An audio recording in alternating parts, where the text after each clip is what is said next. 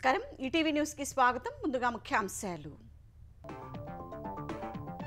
నేటి నుంచి ఆంధ్రప్రదేశ్ అసెంబ్లీ వర్షాకాల సమావేశాలు 6 బిల్లులు ప్రవేశపెట్టనున్న ప్రభుత్వం ఎమ్మెల్యేలు అంతా సభకు రావాలని స్పీకర్ సూచన ఏపీలో బీసీ రిజర్వేషన్ల పెంపుపై మంత్రివర్గ ఉపసంఘం సమీక్ష విధి విధానాలపై చర్చ స్థానిక సంస్థల ఎన్నికలలోపే ఆమోదించేందుకు కసరత్తు కేంద్రం సహకారంతో ఏపీలో 51 ప్రాజెక్టుల నిర్మాణం 87% పూర్తయిన పోలవరం రైల్వేలు ఎయిర్పోర్టుల పురోగతిపైన గణాంక శాఖ నివేదిక హైదరాబాద్ను మరోసారి బెంబేలెత్తించిన జోరువాన ముషీరాబాద్లో అత్యధికంగా 18.3 సెంటీమీటర్ల వర్షపాతం కిలోమీటర్ల కొద్దీ నిలిచిన ట్రాఫిక్ వర్షాలపై అధికారులను అప్రమత్తం చేసిన రేవంత్ రెడ్డి అన్ని శాఖలు సమన్వయంతో పనిచేయాలని ఆదేశం ప్రజలు జాగ్రత్తలు తీసుకోవాలని సూచన బాలీవుడ్ నటి దిశా పటాని ఇంటి వద్ద కాల్పులు జరిపిన దుండగుల హతం ఘజియాబాద్లో భీకర ఎన్కౌంటర్ 4 పోలీసులకు గాయాలు రష్యా అధ్యక్షుడు పుతిన్తో మోదీ ఫోన్ చర్చలు ఉక్రెయిన్ వివాదం పరిష్కారానికి కృషి చేస్తామని వెల్లడి ద్వైపాక్షిక సంబంధాలపైన నేతల సమీక్ష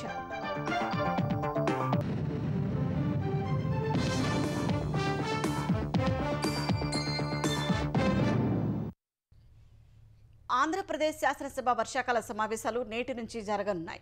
ఉదయం 9 గంటలకు శాసనసభ, 10 గంటలకు మండలి ప్రారంభం కానున్నాయి. వారం 10 రోజులు జరిగే అవకాశమున్న ఈ సమావేశాల్లో ఆర్డినెన్స్ల స్థానంలో తేనున్న 6 బిల్లులకు ఆమోదం తెలపనున్నట్లు తెలుస్తోంది. నేడు ప్రశ్నోత్తరాలతో ఉభయ సభలు మొదలు కానున్నాయి. అనంతరం శాసనసభ వ్యవహారాల సలహా కమిటీ బీఏసీ సమావేశం కానుంది. వర్షాకాల సమావేశాలు ఎన్ని రోజులు జరపాలో బీఏసీలో నిర్ణయం తీసుకోనున్నారు. ఎమ్మెల్యేలంతా అసెంబ్లీకి రావాలని సభాపతి అయ్యన్న పాత్రుడు సూచించారు. వైసీపీ ఎమ్మెల్యేలు అసెంబ్లీకి రాకుండా తిరగటం మంచిది కాదని హితవు పలికారు. అసెంబ్లీ వాయిదా అనంతరం చంద్రబాబు అధ్యక్షతన అమరావతి సచివాలయంలో మంత్రివర్గం సమావేశం కానుంది. వర్షాకాల సమావేశాల్లో ప్రవేశపెట్టే వివిధ బిల్లులకు ఆమోదం తెలపనున్నట్లు తెలుస్తోంది. బీసీలకు రిజర్వేషన్ల పెంపు రక్షణ కల్పించడమే లక్ష్యంగా చట్టం తీసుకువచ్చేందుకు ఆంధ్రప్రదేశ్ ప్రభుత్వం కసరత్తు వేగవంతం చేసింది. బీసీలకు 34% రిజర్వేషన్ల ముసాయిదా రూపకల్పనకు ఏర్పాటు చేసిన మంత్రివర్గ ఉపసంఘం సచివాలయంలో సమావేశమైంది. బీసీల రిజర్వేషన్లు రక్షణ చట్టంపై మంత్రులు చర్చలు జరిపారు. గత ప్రభుత్వంలో బీసీలు నేతలపై పెద్ద ఎత్తున దాడులు జరిగాయని మంత్రులు అభిప్రాయపడ్డారు. బీసీలకు తెలుగుదేశం 34% రిజర్వేషన్లు గతంలో అమలు చేస్తే వైసీపీ 24%కి తగ్గించిందని ఆరోపించారు. 34% రిజర్వేషన్లు పునరుద్ధరించడమే లక్ష్యంగా చర్యలు చేపట్టినట్లు మంత్రులు వివరించారు. బీసీల పక్షపాతి చంద్రబాబు నాయుడు గారు గతంలో ఎన్నో బీసీ సంక్షేమ పథకాలతో పాటు బీసీలను రాజకీయంగా, ఆర్థికంగా, వ్యాపారపరంగా అన్నిట్లోనూ ఉంచింది కూడా చంద్రబాబు నాయుడు గారి. గతంలో మేము ఎన్నికల మేనిఫెస్టోలో కూడా బీసీ ప్రొటెక్షన్ యాక్ట్ని ఆ రోజు మేము ఆ చట్టాన్ని చేస్తామని పెద్దలందరూ చెప్పారు. లోకల్ బాడీ ఎన్నికల్లో 34% బీసీలకు ఏ విధంగా చేయాలి, లా ఏంటి, ఏం కథ, చట్టబద్ధంగా ఏం చేయొచ్చు, ఏమన్న విషయాలు ఈరోజు మినిస్టర్స్ అందరూ కూర్చొని మాట్లాడారు. కేంద్ర ప్రభుత్వ నిధులతో ఆంధ్రప్రదేశ్లో 51 ప్రాజెక్టుల నిర్మాణం జరుగుతోందని కేంద్ర గణాంక శాఖ వెల్లడించింది. సాగునీటి ప్రాజెక్టులతో పాటు పలు రైల్వే ప్రాజెక్టులు వివిధ స్థాయిలో ఉన్నట్లు తెలిపింది. విమానాశ్రయాల నిర్మాణ పురోగతిపైన నివేదిక విడుదల చేసింది. కేంద్ర ప్రభుత్వ నిధులతో ఆంధ్రప్రదేశ్లో చేపడుతున్న 3 సాగునీటి ప్రాజెక్టులో 83% పైగా పూర్తయినట్లు కేంద్ర గణాంక శాఖ తెలిపింది.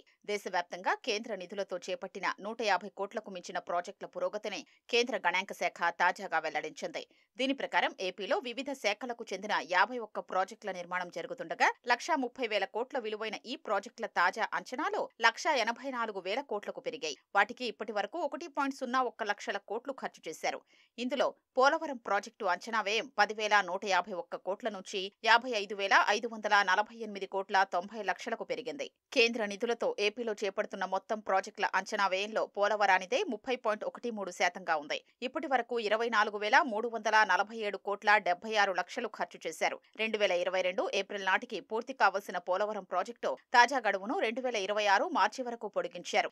ఇప్పటి వరకు 95% పూర్తయిన సర్దార్ గౌతు లచ్చన్న తోటపల్లి బ్యారేజీని 2026 2026 జూన్ నాటికి 98% పూర్తయిన గుండ్లకమ్మ ప్రాజెక్టును 2027 మార్చి నాటికి పూర్తి చేయాలని లక్ష్యంగా పెట్టుకున్నట్లు కేంద్రం వెల్లడించింది. కేంద్ర నిధులతో చేపడుతున్న ప్రాజెక్టుల్లో రైల్వేవి 28 ఉన్నాయి. కర్నూలు, గుంటూరు, ప్రకాశం జిల్లాల్లో సిటీ గ్యాస్ డిస్ట్రిబ్యూషన్ ప్రాజెక్టులు 6% మేర పూర్తయ్యాయి. 2022 మార్చికి పూర్తి కావాల్సిన ఈ ప్రాజెక్టు గడువును 2030 మార్చికి పొడిగించారు. 1420 కోట్ల విలువైన ఈ ప్రాజెక్టు కోసం ఇప్పటి వరకు 165 కోట్ల 65 లక్షలు ఖర్చు చేశారు. పెట్రోలియం శాఖకు చెందిన విశాఖ రాయ్పూర్ పైప్లైన్ ప్రాజెక్టు 8% మాత్రమే జరిగింది. 2024 సెప్టెంబర్కు పూర్తి కావాల్సిన ఈ ప్రాజెక్టును 2027 సెప్టెంబర్కు వాయిదా వేశారు. 2212 కోట్ల విలువైన ఈ ప్రాజెక్టు కోసం ఇప్పటి వరకు 13 కోట్ల 45 లక్షలే ఖర్చు చేశారు. కేంద్ర గిరిజన విశ్వవిద్యాలయం ఇప్పటి వరకు 24% మాత్రమే పూర్తయింది. 305 కోట్ల ఈ ప్రాజెక్టుకు ఇప్పటి వరకు 83 కోట్ల 33 లక్షలు ఖర్చు చేశారు. దీని గడువును 2027 జూన్గా తెలిపారు. విజయవాడ విమానాశ్రయంలో కొత్త సమీకృత టెర్మినల్ నిర్మాణం 79% పూర్తయినట్లు కేంద్రం వెల్లడించింది. 2022 సెప్టెంబర్ నాటికి పూర్తి కావాల్సిన దీని నిర్మాణ గడువును 2025 డిసెంబర్కు పొడిగించారు. 611 కోట్ల 80 లక్షల విలువైన ఈ ప్రాజెక్టుకు ఇప్పటి వరకు 473 కోట్ల 27 లక్షలు ఖర్చు చేశారు. రాజమహేంద్రవరం విమానాశ్రయంలో డొమెస్టిక్ టెర్మినల్ నిర్మాణం 51% పూర్తయింది. 347 కోట్ల 15 లక్షల విలువైన ఈ ప్రాజెక్టుకు 90 కోట్ల 56 లక్షలు ఖర్చు చేశారు. ఈ ఏడాది డిసెంబర్ నాటికి మొత్తం పనులు పూర్తి చేయాలన్నది లక్ష్యం. కడప విమానాశ్రయంలో కొత్త డొమెస్టిక్ టెర్మినల్ నిర్మాణం, ఇతర పనులు, నిర్వహణ పనులన్నీ కలిపి 34% పూర్తయ్యాయి. 265 కోట్ల 91 లక్షల విలువైన ఈ ప్రాజెక్టుకు 50 కోట్ల 6 లక్షలు ఖర్చు చేసింది. 2026 మార్చి నాటికి మొత్తం పనులు పూర్తి చేయాలన్నది లక్ష్యమని కేంద్రం వెల్లడించింది. హైదరాబాద్లో రాత్రి కురిసిన వర్షానికి పలు కాలనీల్లో ప్రజలు బెంబేలెత్తిపోయారు. రోడ్లపై నీరు ఏరులా ప్రవహించగా లోతట్టు ప్రాంతాల్లోని ఇళ్లలోకి ప్రవాహం పోటెత్తింది. అర్ధరాత్రి విరుచుకుపడ్డ వరనోడు ధాటికి జనం బిక్కుబిక్కుమంటూ కాలం గడిపారు. పలు చోట్ల కిలోమీటర్ల కొద్దీ ట్రాఫిక్ నిలిచిపోయి వాహనదారులు తీవ్ర ఇబ్బందులు పడ్డారు. అత్యధికంగా ముషీరాబాద్లో 18.4 సెంటీమీటర్లకు పైగా వర్షపాతం నమోదైంది.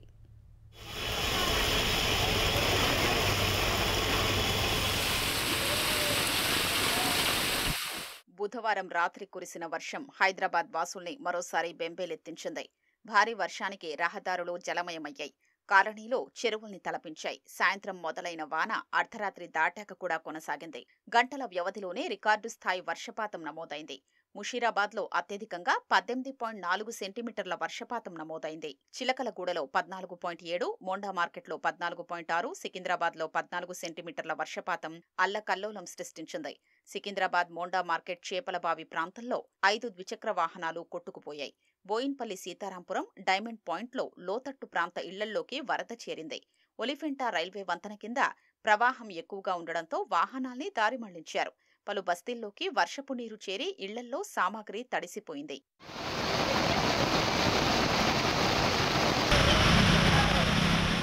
సికింద్రాబాద్ పరిధిలోని సీతాఫల్ మండీలో గోడ కూలింది. సురేష్ థియేటర్ సమీపంలో గోడ ఒరిగి పక్కనే ఉన్న ఆటోపై పడగా వాహనం ధ్వంసమైంది. ఆ సమయంలో ఎవరూ లేకపోవడంతో పెను ప్రమాదం తప్పింది. కంటోన్మెంట్, బోయిన్పల్లి, మారేడుపల్లి, బేగంపేటల్లో మోకాల్లోతున నీరు ప్రవహించింది. వాహనదారులు నానాపాట్లు పడ్డారు. తార్నాక, ఓయూ క్యాంపస్, లాలాపేట్, హబ్సిగూడ, నాచారం, మల్లాపూర్లో వర్షం దంచికొట్టింది. చాలా చోట్ల డ్రైనేజీ నీరు రోడ్లపై పొంగగా జనం అవస్థలు పడ్డారు.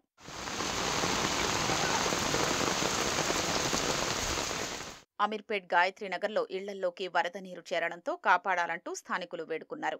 కవాడిగూడలో ప్రవాహం ధాటికి ఓ ఆటో కొంత దూరం కొట్టుకుపోయింది. కృష్ణానగర్లో వరద ప్రవాహానికి కొంత దూరం కొట్టుకుపోయిన 2 యువకుల్ని స్థానికులు కాపాడారు. యూసుఫ్గూడ, ఎస్ఆర్ నగర్, బోరబండ, కృష్ణానగర్, పంజాగుట్ట, జూబ్లీహిల్స్, బంజారాహిల్స్ పరిసరాల్లో వర్షానికి లోతట్టు ప్రాంతాలు నీటమునిగాయి. రోడ్లపై వరద ప్రవాహ ధాటికి ట్రాఫిక్ గంటల కొద్దీ స్తంభించింది.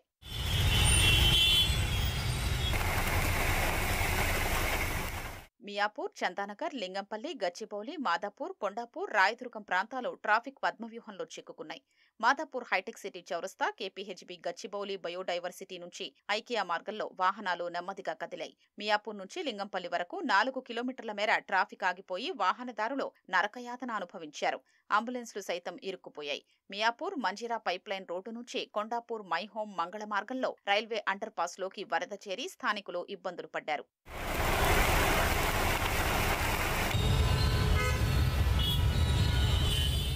ముషీరాబాద్ వినోబానగర్ కు మరోసారి వరద భారీగా పోటెత్తింది. ఇటీవల ఆ ప్రాంతంలో ఒక వ్యక్తి ప్రవాహంలో కొట్టుకుపోయిన నేపథ్యంలో అప్రమత్తమైన పోలీసులు అక్కడ పికెటింగ్ ఏర్పాటు చేశారు. అటువైపు ఎవరినీ వెళ్లనీయకుండా జాగ్రత్తలు తీసుకున్నారు. గాంధీనగర్లోని రోడ్ నంబర్ 7లో పలు ద్విచక్ర వాహనాలు వరదలో కొట్టుకుపోయాయి. పార్సీ గుట్టలో నాలాలపై నుంచి నీరు ఉధృతంగా ప్రవహించింది. హైదరాబాద్ వ్యాప్తంగా హైడ్రా, జీహెచ్ఎంసీ, పోలీసు, విద్యుత్ సిబ్బంది విధుల్లో ఉంటూ ఎలాంటి ఇబ్బందులు తలెత్తకుండా చూశారు.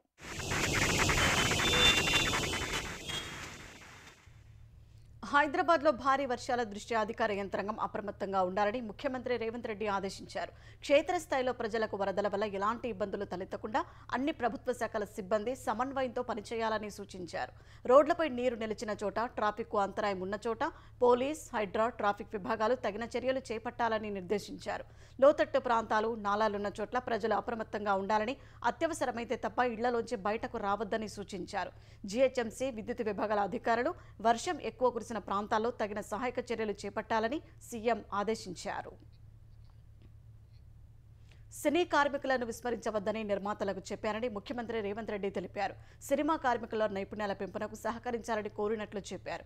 ముఖ్యమంత్రి రేవంత్ రెడ్డితో Telugu film industry employees federation సభ్యులు భేటీ అయ్యారు. ఈ సందర్భంగా సినిమా కార్మికుల తరపున నిర్మాతలతో ప్రభుత్వం చర్చలు జరుపుతోందని సీఎం తెలిపారు. ప్రభుత్వం నుంచి సినిమా కార్మికులకు ఏం కావాలో చర్చించుకొని చెప్పాలని ఆయన సూచించారు. హైదరాబాద్ను హాలీవుడ్ స్థాయికి తీసుకెళ్లేందుకు ప్రయత్నిస్తున్నట్లు రేవంత్ తెలిపారు. స్కిల్ యూనివర్సిటీలో సినిమా కార్మికులకు కూడా శిక్షణ ఇస్తామన్నారు. అన్ని భాషల చిత్రాల షూటింగ్ తెలంగాణలో జరిగేలా సహకరించాలని, చిన్న సినిమా నిర్మాతలకు సహకరించాలని స్పష్టం చేశారు. పరిశ్రమలో పని వాతావరణాన్ని చెడగొట్టుకోవద్దన్న రేవంత్ సమ్మెకపోతే ఇరువైపుల నష్టం జరుగుతుందని హితవు పలికారు. తాను కార్మికుల వైపే ఉంటారని, ఇదే సమయంలో రాష్ట్ర ప్రయోజనాలు కూడా ముఖ్యమేనని చెప్పారు. సమ్మె జరుగుతుంటే తాము చూస్తూ ఊరుకోలేమన్నారు. సినిమా కార్మికులకు ఆరోగ్య బీమా అందించే ప్రయత్నం చేస్తామన్నారు.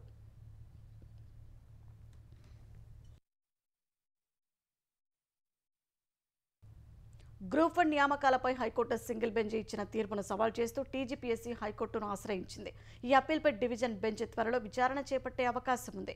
గ్రూప్ 1 మెయిన్స్ జవాబు పత్రాల మూల్యాంకనాన్ని సవాల్ చేస్తూ దాఖలైన పలు పిటిషన్లపై విచారణ చేపట్టిన జస్టిస్ నామవరపు రాజేశ్వరరావు ఈ నెల 9న ఉత్తర్వులు వెలువరించారు. టీజీపీఎస్సీ వెలువరించిన జనరల్ ర్యాంకింగ్ లిస్టును రద్దు చేసిన హైకోర్టు మెయిన్స్ జవాబు పత్రాలని పునర్మూల్యాంకనం చేయాలని ఆదేశించింది.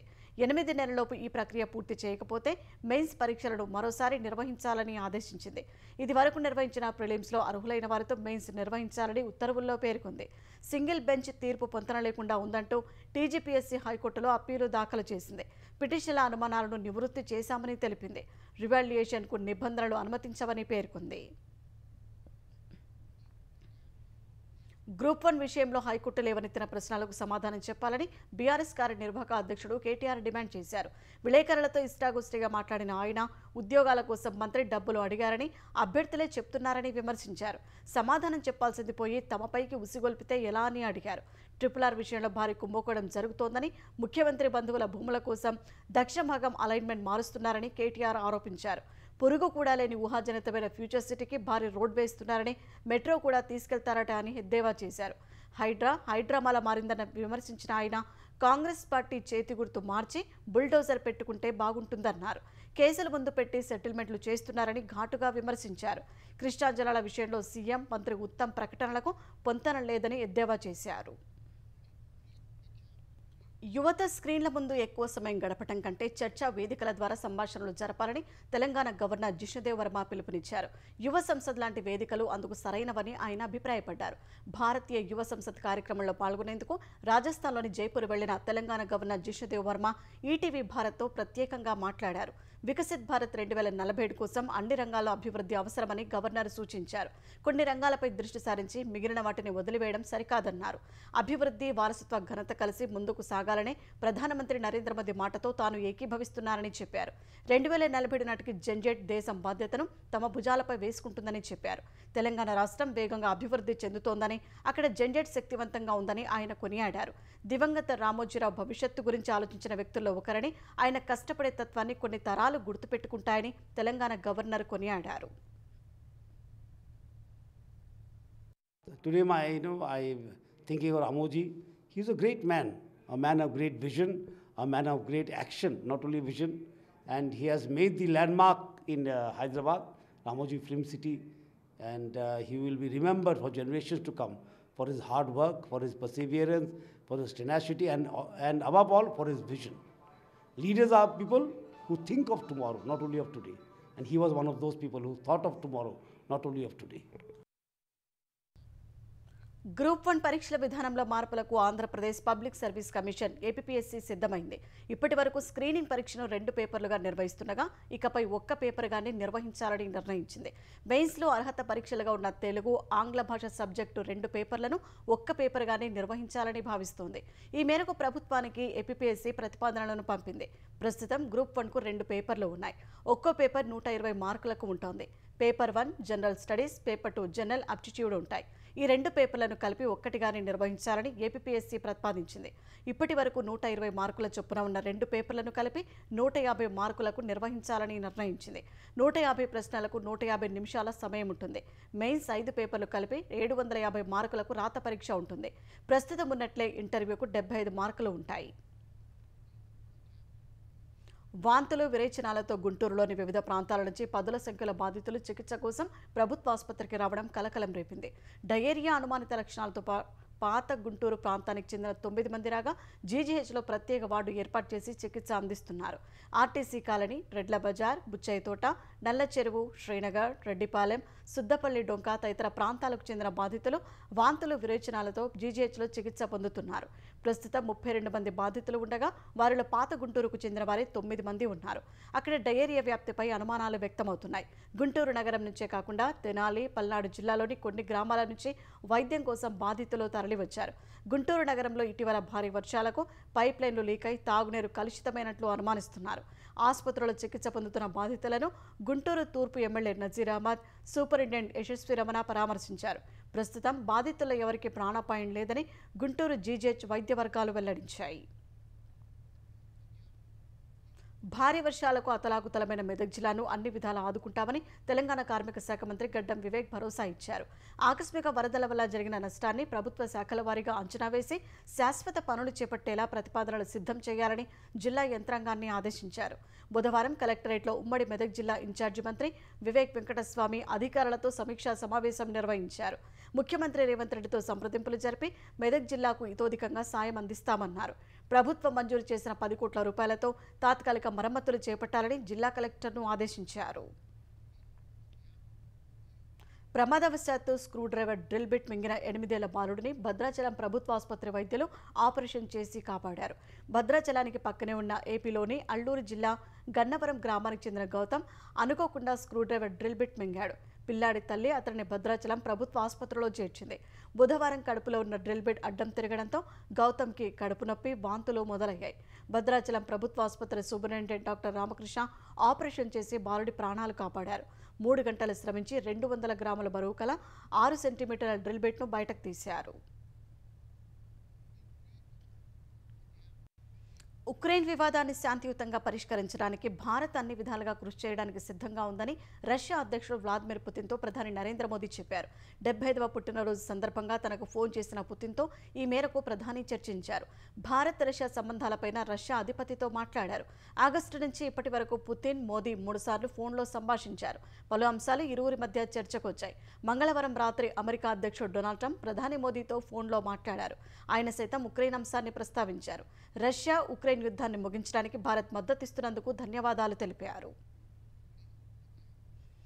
75వ పుట్టినరోజు సందర్భంగా దుబాయ్లోని ప్రఖ్యాత బుర్జ్ ఖలీఫా భవనంపై ప్రధాని ఛాయాచిత్రాన్ని ప్రదర్శించారు. మువ్వన్నెల జెండాతో పాటు ప్రధానికి శుభాకాంక్షలు తెలియజేస్తూ బుర్జ్ ఖలీఫాపై ప్రదర్శన నిర్వహించారు. ప్రధాని మోదీ వివిధ రకాల ఫోటోలు ఎత్తైన కట్టడంపై కనువిందు చేశాయి.